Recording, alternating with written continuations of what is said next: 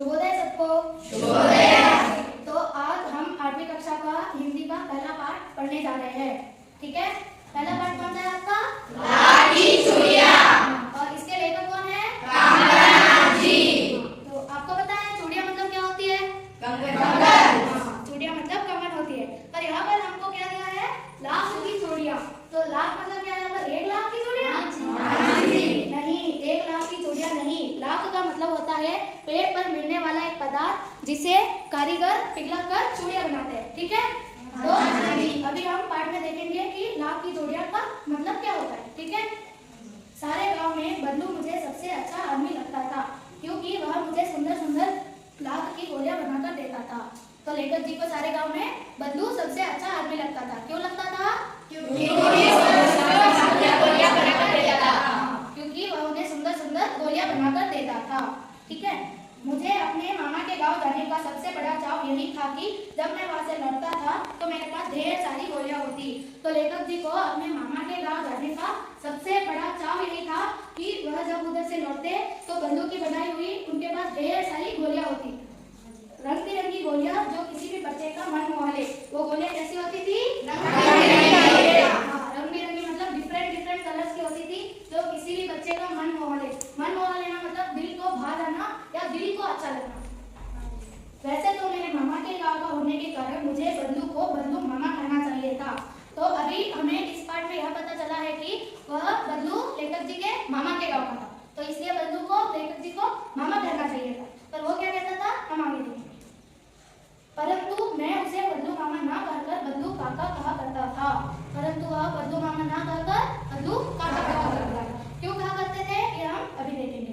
जैसा कि गांव के सभी बच्चे उसे कहा करते थे, वह इसलिए कहा करते थे क्योंकि गांव के सभी बच्चे बल्लू को बल्लू काका कहते थे, इसलिए उन्हें भी बल्लू को काका कहने की आदत हो चुकी थी। ठीक है, बल्लू का मकान कुछ ऊंचे पर बना था। मकान के सामने बड़ा सा सनम था, तो बल्लू का मकान थोड़ी सी ऊंचाई पर बना था। ठीक है, एकदम जमीन पर नहीं था, थोड़े से ऊंचाई पर था। और मकान के सामने बड़ा सा सहन था। सहन का मतलब होता है आंगन। उसके मकान के सामने बड़ा सा आंगन था जिसमें एक पुराना नीम का वृक्ष लगा था। उस आंगन में एक बड़ा सा पुराना नीम का वृक्ष लगा था। कौन सा वृक्ष? नीम का वृक्ष। वृक्ष मतलब होता है पेड़, और उस आंगन में बड़ा सा नीम का पेड़ लगा था। उसी के नीचे बैठकर बल्लू अपना काम किया करता था। तो उसी नीम के पेड़ के नीचे बैठकर बल्लू अपना काम किया करता था। बल्लू क्या किया करता था? काम किया करता था। उसका काम क्या था? बगल में भट्टी रहती जिसमें वह लाख पिलाया करता। तो उसी के पेड़ के नीचे ही बल्लू के पास में भट्टी रहती। भट्टी मतलब जहाँ पर आग उत्पन्न होती हो या गर्मी उत्पन्न होती हो। दहकना मतलब आग जलती रहती, भट्टी में आग जलती रहती जिसमें वह लाख को पिलाया करता। उस भट्टी में लाख का मतलब मैंने बता दिया कि पेड़ पर मिलने वाला पदार्थ जिसे कारीगर पिघलाकर चूड़ियां बनाते हैं। तो वह इसी भट्टी में लाख को पिघलाया करता था। क्या समझ में आ गया? सामने एक लकड़ी की चौखट पड़ी रहती जिस पर लाख के मुलायम होने पर वह उसे सलाख के समान पतला करता।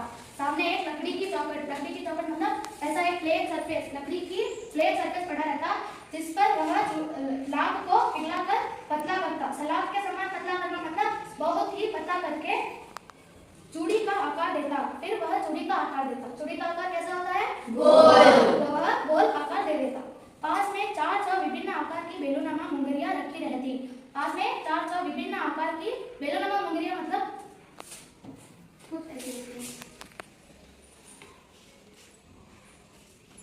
इस पर वह चूड़ियां डालता और ऐसी एक नहीं विभिन्न आकार की कई सारी होती, 4 होती, जो आगे से कुछ पतली और पीछे से कुछ मोटी होती।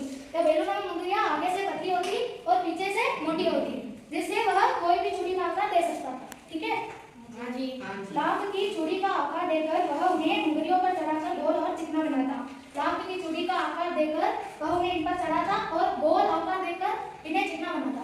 आपने लाख की चूड़ियों का कभी ना कभी देखा होगा, वह बहुत ही सॉफ्ट रहती है। चिकना मतलब सॉफ्ट बनाता चूड़ी को। ठीक है,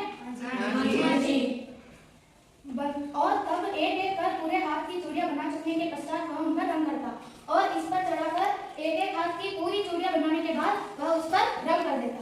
ठीक है, और अगला पाठ हम देखेंगे अगली कक्षा में। आज बस इतना।